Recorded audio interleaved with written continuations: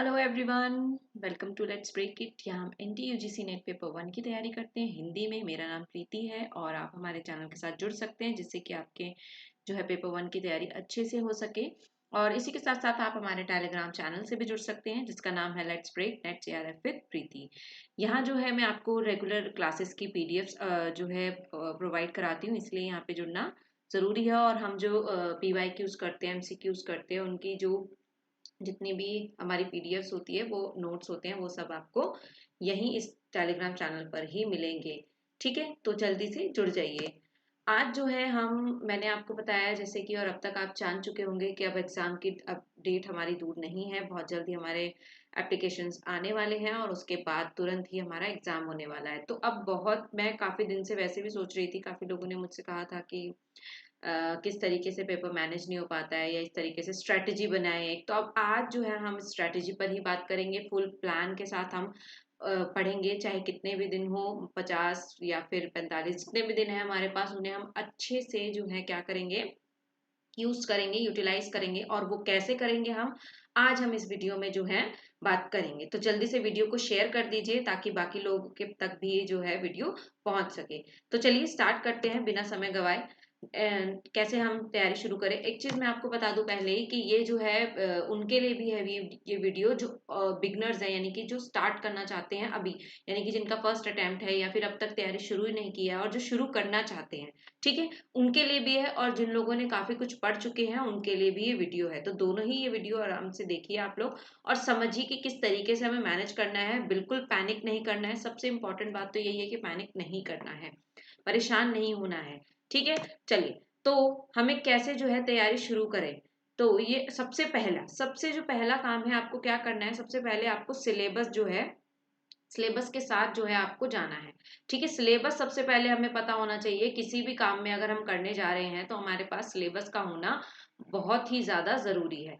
ठीक है ना, सिलेबस अगर हमारे पास होगा तो सबसे पहले तो आप सिलेबस डाउनलोड कर लीजिए। और अगर आपके पास नहीं हो रहा है तो मैं आपको टेलीग्राम के हमारा जो चैनल है वहां पर आपको उसका लिंक दूंगी, आप वहां से भी उसको जो है क्या कर सकते हैं, डाउनलोड कर सकते हैं। देखिए सिलेबस, सबसे पहले मैं सिलेबस के ऊपर ही बात करूंगी। हमें जहां जाना है, मतलब जिस रास्ते पे जाना है, कहीं जाना है, मान लीजिए हमने कोई ट्रिप बनाया, हम घूमने जाना चाहते हैं, तो वो रास्ते का हम पूरा क्या लेके जाएंगे भाई। अगर जहां हमें पहुंचना है, हमारा डेस्टिनेशन ये है, हमें पहुंचना है, तो हम क्या करेंगे भाई, अच्छे से उसको समझ के जाएंगे ना। मान लीजिए हमें मेट्रो में जाना है तो मेट्रो को रास्ता देख कर जाते हैं ना, गूगल मैप करके जाते हैं भाई हमें कैसे मेट्रो में जाना है, कौन सी मेट्रो बदलनी है, कौन सी मेट्रो कब लेनी है, हमें कहाँ उतरना है, हमें ये सब चीजें हम क्या करके जाते हैं, पहले से ही डिसाइड और देख कर जाते हैं हम लोग। तो जब हम एग्जाम देने जा रहे हैं, इतना बड़ा काम करने जा रहे हैं अपने लाइफ का, मतलब इतना इंपॉर्टेंट एग्जाम है, और डेफिनेट सी बात है आपके लिए इंपॉर्टेंट है जेआरएफ ना आपका। तो उसके लिए जो है आप क्या करेंगे फिर। तो सबसे पहले हमें क्या देखना होगा, उसका रास्ता, यानी कि जेआरएफ जाने का रास्ता क्या है। जेआरएफ तक जाने का रास्ता एक ही है, आपका सिलेबस, यानी कि आपका पाठ्यक्रम। तो उसे जो है सबसे पहले क्या कीजिए, जहां पर भी आप बैठते हैं, जहां पर भी, मैं अपना जो बता रही हूँ, जब मैंने अपना जेआरएफ की तैयारी की थी तो मैंने किस तरीके से की थी, मैं बिल्कुल आपको वही बताऊंगी। कुछ भी ऐसा नहीं है कि मैंने खुद से ट्राई नहीं किया और मैं आपको वो बताऊंगी, बिल्कुल भी ऐसा नहीं होगा गाइस। जो मैंने किया है, जैसे मैंने पढ़ा था, जिस तरीके से मैंने स्ट्रैटेजी बनाई थी, वही मैं आपके साथ शेयर कर रही हूँ। ठीक है, तो जो मेरा एक्सपीरियंस है मैं वही आपके साथ बोल रही हूँ। ठीक है, तो अब जहां पर भी आपका स्टडी टेबल है या जहां पर भी बैठकर आप पढ़ते हैं, वहां पर आप अपना सिलेबस जो है पेस्ट कर लीजिए, उसका प्रिंट आउट निकालिए, उसको पेस्ट कर लीजिए। सिलेबस तो आपके टिप्स पे होना चाहिए, मतलब आपको पता होना चाहिए कि आपकी पेपर 1 और पेपर 2 दोनों की बात कर रही हूँ, 1 और 2 पेपर आपका दोनों में ही आपका जो है पता होना चाहिए। इवन मुझे भी अभी तक आपका सिलेबस जो है पता है। क्यों पता है, क्योंकि मैंने भी बहुत बार उसको उस टाइम पर भी पढ़ा और अब भी मैंने उसको देखती रहती हूँ। ठीक है, तो क्योंकि ये जरूरी है, तो इसीलिए आपको सबसे पहले अपना सिलेबस को एकदम एक्यूरेटली, मतलब टिप्स पर आपको पता होना चाहिए, अपने आसपास उसको पेस्ट कर लीजिए। क्या क्या क्या आपके सिलेबस में है, ये पता होना बहुत ही ज्यादा जरूरी है। तो सबसे पहला काम तो यही करना है, आज ही आप ये काम करेंगे। क्योंकि आज ही आपको ये काम इसलिए करना होगा बिकॉज हमारे पास टाइम बहुत ही कम है। तो सबसे पहले आप अपना क्या कीजिए, सिलेबस प्रिंट आउट निकालिए, या इससे बहुत अच्छी चीज है, आप हाथ से लिखिए उसको। जब आप उसे लिख लेंगे ना तो वो बिल्कुल आपके माइंड में एकदम एकदम यहाँ पे छप जाएगा। ठीक है, मतलब प्रिंट आउट निकालेंगे तो वो इजी हो जाता है, आपने पेस्ट किया नहीं भी देखा तो चल जाएगा। लेकिन जब आप उसे लिख लेंगे ना अपने हैंड से, तो वो आपको ज्यादा जल्दी याद हो जाएगा। उसके बाद दूसरा काम क्या करना है, आज ही ये काम करने हैं आपको, किसी भी हाल में आज ही ये काम खत्म कर देने हैं आपको। कोई एक स्रोत को चुने जिससे आप पढ़ना चाहते हैं, यानी कि कोई एक सोर्स आप चूज कर ले, भले वो यूट्यूब चैनल हो कोई, या कोई और सोशल मीडिया प्लेटफॉर्म हो, या फिर किताबें हो आपकी, ठीक है, उनको चूज करें। और ऐसे ज्यादा भटकना नहीं है इधर उधर कि ये भी देख लिया, ये भी देख लिया, ये भी देख लिया, ये भी देख लिया। 1.5 महीना है आपके पास, यानी कि लगभग 45 से 50 दिन है आपके पास, तो उसको एक ही जगह पर फोकस करके आपको बिताना होगा। यानी कि इसी उसी कहीं पर भी, मैं ये नहीं कह रही कि लेट्स ब्रेक इट में आकर ही आप ऐसा कीजिए, या कोई भी चैनल जहां पर भी आपको समझ में आता है, because we are talking about our strategy. मैं यहाँ चैनल की या सब्सक्रिप्शन या इस तरीके की कुछ भी बात नहीं कर रही हूँ अभी। हम यहाँ पर बात कर रहे हैं हमारा एग्जाम कैसे हमें क्रैक करना है, ठीक है, सिंपल सीधी बात है। तो जो भी है आप उसको स्रोत को चुन ले, इधर उधर भटके ना, भटकने से ज्यादा जो भटकेंगे अगर आप इधर, कभी ये देख लिया, कभी आधे घंटे ये देख लिया, 1 घंटा इसको देख लिया, आधा घंटा उसको देख लिया, तो भूल जाइए कि इन कम दिनों में, या फिर ज्यादा भी दिन होंगे और आप भटकते रहेंगे, तब भी आपका जो है वहां तक पहुंचना मुश्किल है, आपके एम तक पहुंचना मुश्किल है। जो क्या है हमारा एम है जेआरएफ, ठीक है। तो इसीलिए आज ही ये डिसाइड कर लीजिए, ऑब्जर्व कीजिए, 2-3 लोगों को देखिए आराम से, और ऑब्जर्व कीजिए किसका आपको समझ में आता है, किसकी बात आप तक आपके दिमाग में ना घुसती है, ठीक है ना, किसकी बात आपके जहन में जाती है कि हाँ ये चीज मैंने सुनी और मेरे दिमाग में बहुत लंबे समय तक स्ट्रेन रह गई, यानी रुक गई वो। ठीक है, हर किसी से नहीं होता है, बहुत लोग हैं पढ़ाने के लिए, यूट्यूब पे देख लीजिए, भरे पड़ा है, मतलब बुरे तरीके से। आप फ्री प्लेटफॉर्म भी है, पेड प्लेटफॉर्म्स भी हैं, बहुत है, लेकिन जरूरी नहीं है कि सबकी बात हमें समझ में आए, ठीक है। तो सबसे पहले काम आपको यही चुनना है, यही करना है कि आपको क्या करना है, अपना प्लेटफॉर्म एक चूज कर लेना है। दूसरी बात रही, ये तो सोशल मीडिया की बात हो गई। दूसरी बात, अगर किताबें देखते हैं तो आप केवीएस मैदान बुक्स के ऊपर मैंने ऑलरेडी वीडियो बनाई हुई है, पेपर 1 के लिए आप केवीएस मैदान ले सकते हैं। केवीएस मैदान के अलावा आप जो है दृष्टि की बुक ले सकते हैं पढ़ने के लिए, ठीक है ना। केवीएस मैदान ले सकते हैं, दृष्टि की बुक ले सकते हैं, और अरिहंत वगैरह बहुत बुक्स आती हैं, ठीक है, ये ले सकते हैं। केवीएस मैदान ज्यादा प्रेफर करते हैं तो उसको भी आप ले सकते हैं, अच्छी बुक है, मैंने खुद उससे पढ़ा, लेकिन हाँ उसमें बहुत डीप दिया हुआ है, बहुत ज्यादा है, तो आपको इतना ज्यादा नहीं पढ़ना है, एग्जाम ओरिएंटेड पढ़ना है, ठीक है। तो सबसे पहला काम आज आपको यही करना है। दूसरी चीज अगर हम देखें कि क्या करना है, आपने जब पढ़ना शुरू कर दिया, अब क्या करना है आपको, अपने खुद के साथ साथ नोट्स बनाने हैं। सबसे इंपॉर्टेंट चीज क्या करना है आपको, दूसरों के नहीं कि नोट्स मिल जाए, पीडीएफ्स मिल जाए, ठीक है, लीजिए उसको, वो काम की चीजें आपकी, लेकिन जब तक आप उसको अपने हैंड से लिख ना ले, अपने खुद के नोट्स ना बना ले, वो किसी भी काम के नहीं है आपके, किसी भी काम के नहीं है, सच बोल रही हूँ। मेरे खुद के नोट्स जब मैंने पढ़ती हूँ ना, अभी भी पढ़ती हूँ, मैं उन्हें पलटती हूँ, तो मुझे तुरंत सब चीजें माइंड में जो है एकदम याद आ जाती है कि हाँ ये चीज ये थी, ये थी, यहाँ तक ये था, और ये ऐसे था, ठीक है। तो जब आप एक बार बना लेंगे तो आपकी आगे तक की मेहनत आपको, मतलब वो चीज काम में आएंगी, ठीक है। अगला काम क्या करना है आपको, नोट्स बनाने प्रॉपर, एक नोटबुक लीजिए, आप उस पे अलग अलग सब्जेक्ट का बना लीजिए, पेपर 1 और पेपर 2 अलग अलग कर लीजिए, कैसे भी आप चाहते हैं वैसे बनाए, लेकिन नोट्स बनाना जरूरी है। आगे अगला काम क्या करना है आपको, पिछले 5 साल के पुराने प्रश्न पत्र पढ़ें व उनसे अभ्यास करें, ठीक है। यहाँ 5 साल मैंने इसलिए रखा है क्योंकि देखिए, एक जब आपका एक उसमें पेपर होता है, वैसे तो आपका एक साल में 2 बार पेपर होता है, दिसंबर और जून में पेपर होता है, ये अभी कुछ टाइम से 18 के बाद से थोड़ी गड़बड़ हो रही है, जिससे नहीं हो रहा है, उससे पहले में आपको मिलेगा, ठीक है। तो 2 बार होता है, उसमें कम से कम 8 सेट आपके बनते हैं, 8-10 सेट आपके बनते हैं, तो बहुत ज्यादा हो जाएगा। मैंने इतना नहीं पढ़ा था, मैं सच बोल रही हूँ, इतने ज्यादा, मतलब 10 साल 20 साल पुराने प्रश्न पत्र बोलते हैं, कैसे कर सकते हैं ना, टाइम ही नहीं होता है। और टाइम या तो आपके पास लंबा होना चाहिए, तो आप 5 साल के या 3-4 साल के भी प्रश्न पत्र, अगर आप 3 साल भी minimum minimum to minimum 3 years, और मैक्सिमम टू मैक्सिमम आप 5 इयर्स के भी पढ़कर जाएंगे, तो आपके पास मोर देन इनफ है। उनको बस आप क्या कीजिए, ऐसे पढ़िए कि आपको वो चीजें आपको ठहर जाए आपके दिमाग में, ऐसा नहीं कि आप पढ़ रहे हैं और उसको बस सिर्फ आपने पढ़ लिया और सॉल्व कर लिया, नहीं। उनके ऑप्शंस देखिए, यही एनटीए की स्ट्रेटेजी होती है, वो क्या करता है, ऑप्शन से अगली बार क्वेश्चन डाल देता है, ठीक है ना। तो ऑप्शंस को समझिए, कहाँ से आया है, कैसे आया है, कितना, मतलब क्या चीज है उसके अंदर, वो सब समझिए, प्रैक्टिस कीजिए। एक बार आपने ऐसे कर लिया, दूसरी बार उसकी प्रैक्टिस लगाइए। इस तरीके से आप कम से कम 3 से 5 साल के प्रश्न पत्र को सॉल्व कर लीजिए, यानी कि प्रीवियस ईयर क्वेश्चन आप लोग देख लीजिए, ठीक है। उसके बाद अगला काम क्या करना है, एमसीक्यूज लगाइए, ठीक है, एमसीक्यूज लगा सकते हैं, पीवाईक्यूज तो मैंने बोला ही है, द्वारा प्रतिदिन अभ्यास करें। देखिए, पढ़ने के साथ साथ अभी हम इसकी भी बात करेंगे कि हमें टाइम कैसे मैनेज करना है, और कितना टाइम पेपर 1 को देना है, कितना टाइम पेपर 2 को देना है, और उसके साथ साथ हमें नया पढ़ना कितना है, पुराना कितने देर पढ़ना है, और प्रैक्टिस कितनी देर करनी है, ये भी हम बात करेंगे, ठीक है। तो एमसीक्यूज और पीवाईक्यूज से रेगुलर आपको प्रैक्टिस जरूर करनी है। आप 10 घंटे पढ़ रहे हैं अगर, और 1 घंटा अगर प्रैक्टिस नहीं कर रहे हैं ना, कम से कम 1 घंटा प्रैक्टिस नहीं कर रहे हैं, तो वो 10 घंटे आपके जीरो के बराबर हो जाते हैं, ठीक है, जीरो मीन्स जीरो का मतलब समझते हैं ना, मतलब नील, कुछ भी नहीं। तो इसीलिए अगर आप 2 घंटे भी पढ़ रहे हैं और उसके बाद आधे घंटे के लिए या 1 घंटे के लिए भी अगर आप एमसीक्यूज लगा रहे हैं, तो वो चीजें आपके माइंड में क्या हो रही है, ब्रेन स्टॉर्मिंग हो रही है, और ब्रेन स्टॉर्मिंग से क्या हो रहा है, आपके माइंड में वो चीजें लंबे समय तक क्या है, रुकेंगी। ठीक है, उसके बाद आप क्या करें, एमसीक्यूज लगाते समय समय को ध्यान में रखकर ही मॉक्स लगाए। ठीक है, मॉक टेस्ट होते हैं आपके बहुत है।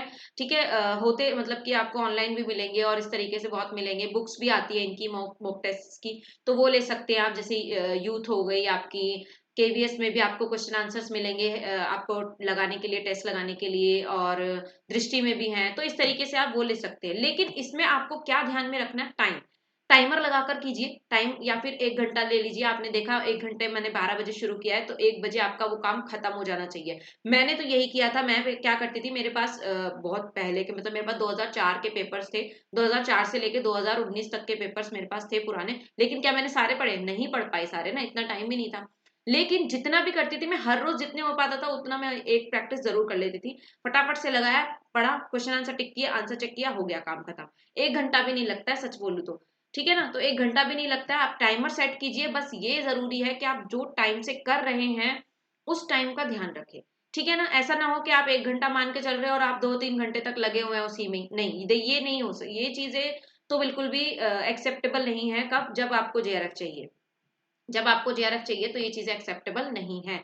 और ज्यादा से ज्यादा कोशिश कीजिए कि आप बुक्स की जगह ना ऑनलाइन करने की कोशिश कीजिए, अपने लैपटॉप पर, अपने कंप्यूटर पर कोशिश कीजिए। क्यों, क्योंकि अपने फोन पे कोशिश कीजिए, क्योंकि आपका जो टेस्ट होने वाला है वो ऑनलाइन होने वाला है। और ये दो चीजें, जब आप ऑनलाइन, जब आप रियल में एग्जाम करने बैठते हैं और आप जब आप मॉक्स लगाते हैं, ये दोनों चीजें सेम तब हो जाएंगी जब आप इतनी प्रैक्टिस कर लेंगे, तो आपको एग्जाम में जाकर भी ऐसा लगेगा, ऐसा फील होगा कि हम घर में बैठकर क्या कर रहे हैं, प्रैक्टिस कर रहे हैं। तो ये चीज आनी चाहिए फील। क्यों, क्योंकि एग्जाम का जो प्रेशर होता है वो एक अलग हो जाता है। एग्जाम टाइम में आपको आते हुए क्वेश्चंस भी गलत हो जाते हैं, है ना। तो इसीलिए आप अगर इस तरीके से चलेंगे कि आप क्या करें, अपना टाइमर लगाकर करें, और जितनी देर में आपको करना है उतनी देर ही करें, ऑनलाइन करने की कोशिश ज्यादा करें। ठीक है, तो ये काम आपको करना है, किसके लिए, अपनी तैयारी शुरू करने के लिए। ये चीजें आपके पास होनी चाहिए। बुक्स मैंने आपको बता दी है कि केवीएस में पेपर 1 की बात हो रही है अभी। पेपर 1 के लिए मैंने आपको केवीएस मैदान बोला है लेने के लिए, और दृष्टि ले सकते हैं, या फिर मतलब आपको जो समझ में आती हो, जिसकी लैंग्वेज आपको समझ में आ रही हो वो। और सबसे पहले, और ये भी आपको चूज कर लेना है कि आपको कहाँ से पढ़ना है। ठीक है, तो आगे बात करते हैं। अब बात करते हैं पेपर 1 एंड पेपर 2 के मैनेजमेंट की। ये तो बात रही आपका पूरा जो है तैयारी, शुरुआत कैसे करनी है आपको ये। और जो शुरुआत नहीं भी करें, जिनका आगे तक बढ़ चुका है, बहुत कुछ पढ़ चुके हैं, वो भी जो है सिलेबस को समझे और उसको जान ले। ठीक है, तो इस तरीके से आपको क्या करना है, चीजों को समझ लेना है। तो पहले, चाहे आप लोग शुरू कर चुके हो तैयारी या ना कर चुके हो, लेकिन आपको जो है सिलेबस को देखना जरूरी है।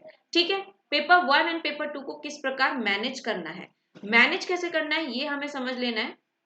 अब देखिए, आपके पास दिन में 24 घंटे होते हैं, लेकिन 24 घंटे हम पढ़ तो नहीं सकते हैं। दिन के तो सिर्फ 12 या 10 घंटे हमारे पास मान के चलिए, बाकी तो रात को आपको सोना है।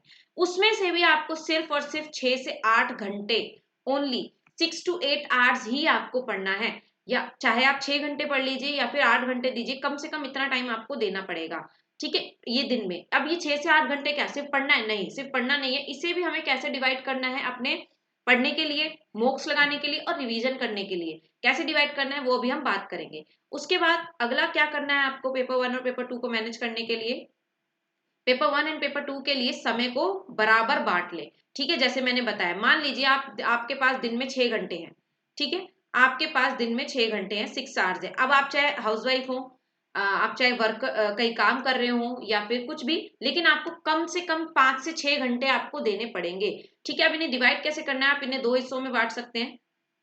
3-3 घंटे आप दे सकते हैं, पेपर 1 को 3 घंटे दिए और पेपर 2 को भी 3 घंटे दिए। ठीक है, 3 घंटे। या फिर आप एक काम कर सकते हैं, अगर आपने पेपर 2 देखिए, पेपर 2 ऐसा होता है कि हमने बीए में पढ़ लिया, एमए में पढ़ लिया, और काफी कुछ चीजें हम उसके बारे में जान रहे होते हैं।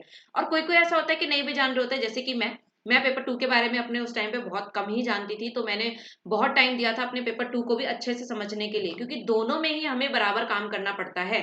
हम सोचते हैं पेपर 2 पढ़ के चले जाएं तो हो जाएगा, नहीं, नहीं हो सकता गाइस। हमें, अगर हमें जेआरएफ चाहिए तो हमें पेपर 1 को भी उतना ही फोकस करना पड़ेगा। मैंने मार्क्स, टारगेट मार्क्स के ऊपर भी एक वीडियो बनाई है कि दोनों में हमें कैसे ध्यान देना है, आप वो भी देखिए। और एग्जाम से पहले देखना तो बहुत ही ज्यादा जरूरी है।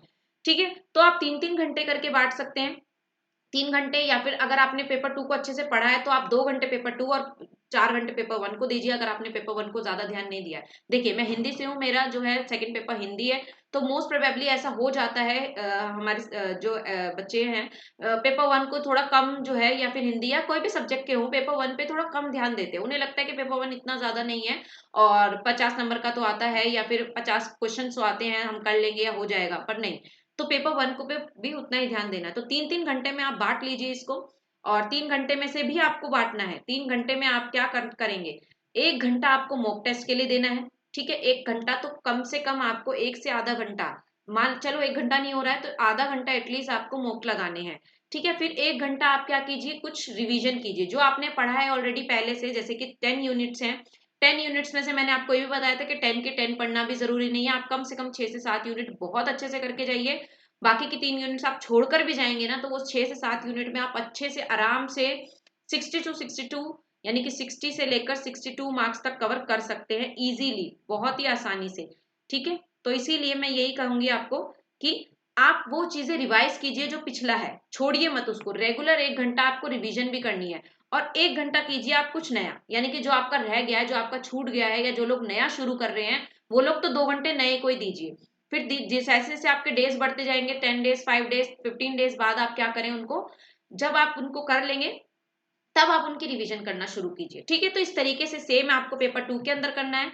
यही कुछ नया पढ़े, 1-1.5 घंटा नया पढ़े, फिर उसके बाद 1 घंटा आप क्या करें, पीछे का रिवाइज करें। रिवाइज करना बहुत ज्यादा जरूरी है, वरना आप नया पढ़ते जाएंगे और पीछे का भूलते जाएंगे, ठीक है। तो जितना है, जितना आप पढ़ोगे उतना बहुत अच्छे से पढ़ लीजिए, और मॉक टेस्ट लगाइए फिर 1 घंटा, ठीक है। तो इस तरीके से आप क्या कर सकते हैं, डिवाइड कर सकते हैं पेपर 1 एंड पेपर 2 में अपना टाइम। उसके बाद तीसरा काम आपको क्या करना है, प्रतिदिन नोट्स बनाने हैं। अब जो आप नया पढ़ रहे हैं, पढ़ा आपने या रिवीजन किया आपने, आपने क्या किया, रिवीजन की, या फिर आपने कोई मोक लगाया, तो उसमें कोई नया क्वेश्चन मिला या आपको लगा कि वो क्वेश्चन के ऑप्शंस भी बहुत इंपॉर्टेंट है, उसको लिखिए, नोट्स बनाइए, उससे रिलेटेड चीजों को ढूंढिए कि इससे ये बहुत इंपॉर्टेंट चीज है, आपको और कभी दोबारा एग्जाम में पूछी जा सकती है या आने के चांसेस ज्यादा हैं। तो क्या कीजिए, उनको रेगुलर जो आपने नोट्स बना के रखे हैं, जब आप उनको रिवीजन करते हैं ना, तो वो नई नई चीजें आप उसमें ऐड करते जाते हैं। तो क्या करिए, उसको अपडेट कीजिए, रेगुलर बेसिस पर अपने नोट्स को अपडेट करते रहिए। क्यों, क्योंकि वो अपडेट होना बहुत ज्यादा जरूरी है, ठीक है। अगला काम आप क्या करेंगे, 3 से 4 दिन में, जैसे मैंने अभी बोला आपको 3 से 4 दिन में पीछे का जरूर दोहराएं, यानी कि रिवीजन रिवाइज करना बहुत ही ज्यादा जरूरी है। हो चलो रेगुलर नहीं कर पा रहे हैं आप, क्योंकि आपके पास इतना सब कुछ है, टेस्ट लगाने हैं आपको, पेपर 1 भी पढ़ना है, पेपर 2 भी करना है, तो एटलीस्ट तीसरे दिन पे आप आकर क्या कीजिए, पीछे का रिवाइज जरूर कीजिए, उसको 1-1.5 घंटा दीजिए और रिवाइज कीजिए, ठीक है। तो ये इस तरीके से आप क्या कर सकते हैं, मैनेज कर सकते हैं। तो परेशान नहीं होना है कि हमें पेपर 1 भी पढ़ना है, पेपर 2 भी पढ़ना है, बहुत ही इजीली मैनेज हो जाएगा गाइस, बस आप लोग। और अगर मान लीजिए हाउस वाइफ भी हैं, तो वो कम से कम 5 घंटे तो देना ही पड़ेगा उन्हें, 6 घंटा अगर नहीं दे सकती। और मेरा जो है टोटल फोकस जो है हाउस वाइफ पर है, उन वुमेन पर है जो करना चाहते हैं, लेकिन बहुत सारी चीजें उन्हें रोकती हैं। और मैं एक लड़की हूँ, ये चीज मैं समझ सकती हूँ, और आजकल लड़के भी समझ सकते होंगे, जाहिर सी बात है। तो अगर उनके साथ भी, जैसे लड़कों के साथ भी बहुत सारी प्रॉब्लम होती है, उन्हें काम करना होता है। खैर मैं यहाँ पे लड़का लड़की की बात नहीं कर रही हूँ, मेल फीमेल की नहीं। मेन फोकस मैं यही कहना चाह रही हूँ कि मेरा मेन फोकस होता है मैरिड वुमेन्स पर, क्योंकि वहां पर उनके पास बहुत सारे काम होते हैं। तो उनके लिए भी मैं यही कहूंगी, कम से कम 4 से 5 घंटे आप दीजिए। और कोई भी प्रॉब्लम आ रही हो तो आप मुझसे डायरेक्ट बात कर सकते हैं, टेलीग्राम पर, कहीं पर भी कोई दिक्कत हो तो जरूर मुझसे बात कीजिए। मैं जितना हो सकेगा आपकी हेल्प जरूर करूंगी। तो 4 से 5 घंटे आप भी दीजिए, और जरूर होगा, क्यों नहीं हो सकता, डेफिनेटली हो सकता है। ऐसे बहुत लोग हैं मेरे साथ जिन्होंने किया था, तो आपका भी हो सकता है। बस ये चीज आपको याद रखनी है कि जितना पढ़े फोकस, जितनी देर पढ़े, चाहे आप 1 घंटा पढ़ रहे हैं तो 1 घंटा फोकसली पढ़े, वहीं पर ध्यान होना चाहिए जहां पर आप पढ़, जहां पर उस वक्त आप हैं, मतलब आप पढ़ रहे हैं तो पढ़िए। उसके बाद आप अपना काम कीजिए जो करना है, लेकिन पढ़ना है तो पढ़ना है, ठीक है। तो फोकस, ध्यान रखिए कि फोकस होना बहुत जरूरी है। अब आपकी दो चीजें सॉल्व हो चुकी है, पहला आपका शुरू कैसे करना है ये क्लियर हो गया है, दूसरा पेपर 1 और पेपर 2 को मैनेज कैसे करना है ये क्लियर हो गया है। अब आगे बात कर लेते हैं इनकी यूनिट्स की, यानी पेपर 1 में जो यूनिट्स है वो कौन कौन सी होती हैं और किस तरीके से डिवाइड होती है। देखिए यहाँ पर आपके लगभग 5 क्वेश्चन, ये हम एस्टिमेट लगा के चल सकते हैं, ये क्वेश्चन ऊपर नीचे हो जाते हैं, ठीक है। ये क्वेश्चन जो है ऊपर नीचे हो जाते हैं, ऐसा नहीं कि टीचिंग एप्टीट्यूड से आपके 5 ही क्वेश्चन आ रहे हो, ऐसा नहीं होता है। कई बार आपके 2 आ जाते हैं, कई बार 3 आ जाते हैं, ठीक है ना। तो हम यहाँ एस्टिमेट लगा के चल रहे हैं कि एक यूनिट से अगर 5 क्वेश्चन आ रहे हैं और एक क्वेश्चन आपका कितने मार्क्स का होता है, कम से कम 2 नंबर का तो होता है, यानी कि 2 मार्क्स का आता है, मेरा कहने का मतलब यही है। तो एक यूनिट में आपके कितने हो गए टोटल 10 मार्क्स का एक यूनिट आपकी आती है। तो इसी तरीके से आपकी सारी यूनिट्स हो गई और सारी यूनिट्स मिलाकर आपका मार्क्स हो जाते हैं 100, यानी 50 क्वेश्चन कितने मार्क्स के आते हैं 100 मार्क्स के। और मैंने आपको बता चुकी हूँ कि टारगेटेड मार्क्स कितना होना चाहिए आपका, यहाँ पर आपका टारगेटेड मार्क्स होने चाहिए 60 to 65 एटलीस्ट, कम से कम जेआरएफ चाहिए तो इतना चाहिए आपको, ठीक है। 60 to 66, मतलब 5 तो होता नहीं है ना, 60 to 66 मार्क्स का टारगेट आपको लेके चलना है। बहुत इजीली हो जाता है, जैसे कि मैंने कहा आपको टोटल 10 यूनिट्स करने की जरूरत नहीं है, 6 से 7 यूनिट भी अगर आप करके चलेंगे। मैथ्स में बहुत लोगों को प्रॉब्लम होती है, तो मैथ्स में, डेटा इंटरप्रिटेशन में, तो ये चीजें आप छोड़ सकते हैं। ऐसा नहीं कि इनको करना ही है, परेशान नहीं होना है। जो चीजें आप करना चाहते हैं अच्छे से कर सकते हैं, उन्हें इतना अच्छे से कर जाइए कि वहां से कोई क्वेश्चन छूटे ही ना, ठीक है। तो ये है आपकी यूनिट्स क्या है, teaching aptitude, research aptitude, comprehension. Research aptitude हमने अपने चैनल पर बहुत अच्छे से समझाया है, तो अगर आप पढ़ना चाहते हैं तो आप वहां से कर सकते हैं। कॉम्प्रिहेंशन देख सकते हैं, कॉम्प्रिहेंशन तो फ्री के मार्क्स होते हैं, समझ लीजिए। फ्री के, टोटल फ्री के मार्क्स मेरे 20, यानी कि 10 मार्क्स के 10 मार्क्स का कॉम्प्रिहेंशन आता है आपका पेपर 1 में, और 10 मार्क्स का कॉम्प्रिहेंशन आ जाता है ऑलमोस्ट पेपर 2 में। कई बार देते, कई बार नहीं भी देते। तो यहाँ से मेरे 20 आउट ऑफ 20 आए थे। ये फ्री के मार्क्स होते हैं, आपको बस आपको क्या दगाना होता है, ध्यान से करना होता है, क्योंकि आंसर इनके कॉम्प्रिहेंशन में ही होते हैं। तो 20 आउट ऑफ 20 लाना मुश्किल नहीं है, जब मैं ला सकती हूँ तो आप क्यों नहीं ला सकते, है ना। बहुत ही सिंपल है।